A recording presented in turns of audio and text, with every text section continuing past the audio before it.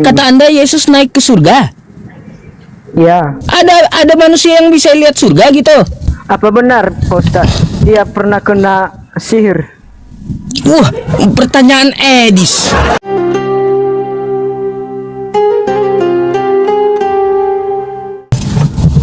Jadi begini. Nah, itu teknik Kristen. Jadi begini tuh, jadi begini. Ah, tuh teknik Kristen itu. Apa? Menurut iman Kristen, Yesus itu naik ke surga. Naik ke surga? Terus menurut, ya. Saya mau bertanya, sekarang menurut umat Islam, Muhammad itu sekarang di mana? Oh, baik. Tapi sebelum saya jawab, saya mau tanya dulu. Tadi kata Anda Yesus naik ke surga? Ya. Siapa yang pada hari Siapa yang pernah lihat surga? Kan saya mau tanya dulu itu. Kok aneh kali naik ke surga? Siapa yang pernah lihat surga? Gini Pak Ustaz. Ya begini. Ya gimana? Jadi begini, gimana? Saya dengar. Setelah Yesus bangkit pada hari ketiga, dia naik ke surga. Iya, dia naik ke surga. Siapa yang lihat surga? Saya tanya dulu. Ada manusia yang bisa lihat surga gitu? Enggak ada Ustaz. Cuman enggak ada berarti buku apa yang kau baca? Dongeng berarti yang kau baca itu. Udah tahu enggak ada manusia yang bisa lihat surga. Buku dongeng yang kau baca tuh berarti. Jawab dulu pertanyaanku tadi, Bos. Udah saya jawab ya. Jadi ya, pertama, Yesus itu tidak naik ke surga, tapi Yesus itu naik ke langit. Ya, salah bahasa kau. Jadi di situ bahasanya oranos, ya oranon gitu, bukan paradiso. Bahasa asli kitab kau tuh, ya, yang artinya apa? Yang artinya langit. Oke, jadi Yesus naik ke langit. Pertanyaan bentar, saya jelaskan dulu sama Anda biar Anda banyak belajar gitu. Yesus itu bukan naik ke langit, tapi bukan naik ke surga, tapi naik ke langit gitu. Nggak ada manusia yang bisa lihat surga. Itu satu. Yang kedua, Nabi Muhammad. Di manakah Nabi Muhammad? Ya, sesuai dengan hadis ya, Nabi Muhammad itu jasadnya dimakamkan di Madinah ya. Nah, terus dia sekarang di mana? Dia di Rafiqul A'la, hidup di sisi Tuhannya.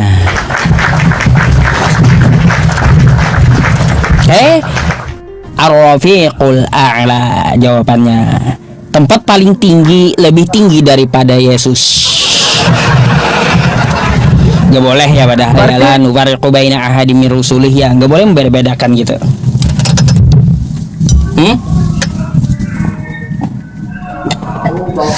Sejak Muhammad ada di bumi, apa benar Pak Ustaz dia pernah kena sihir? Pertanyaan Edis.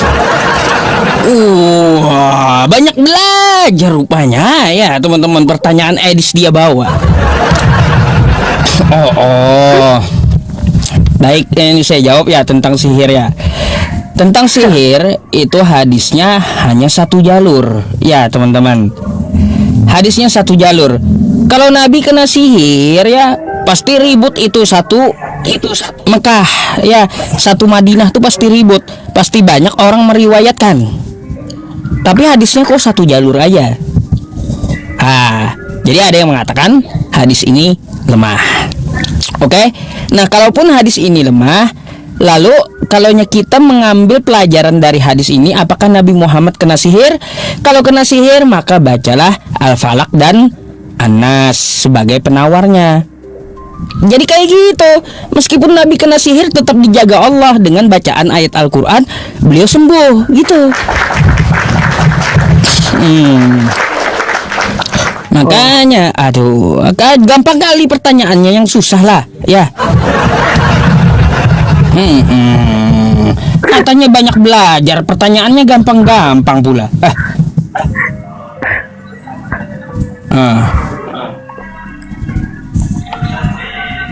Berarti Pak Ustaz, Muhammad itu masih di kuburan ya?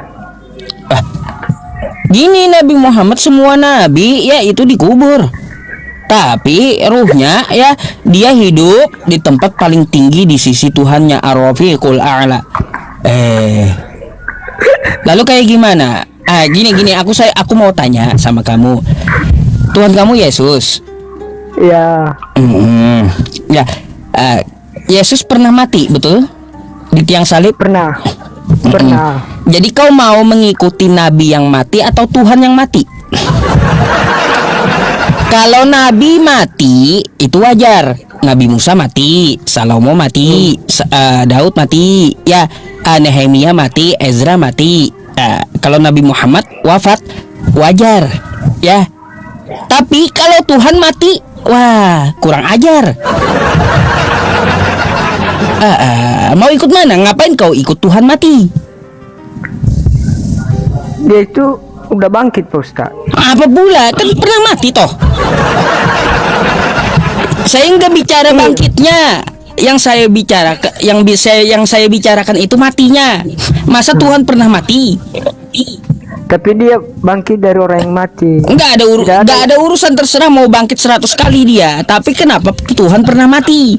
Ngapain ikut Tuhan yang mati?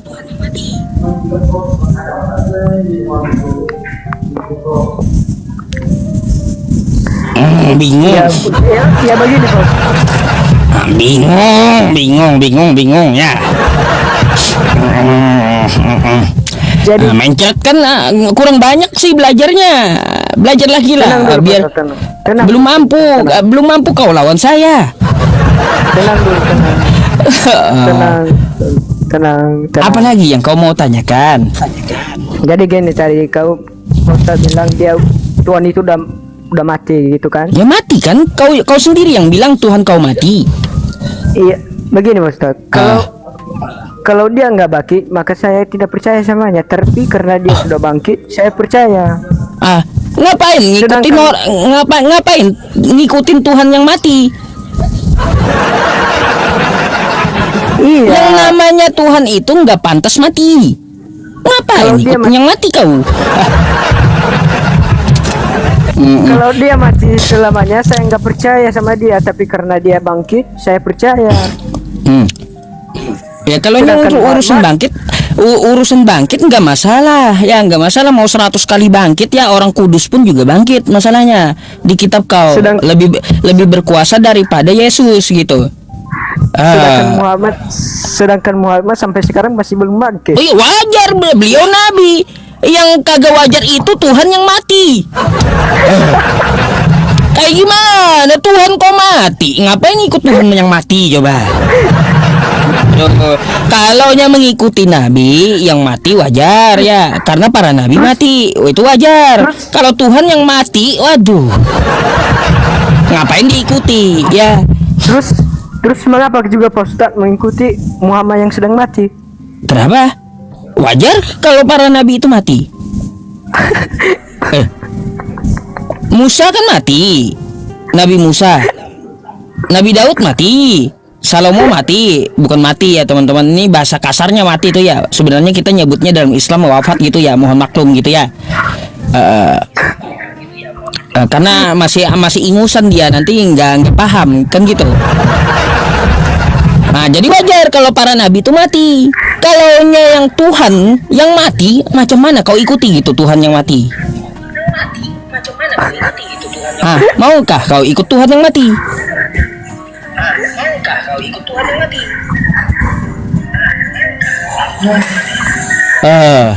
Ayo, gimana tuh?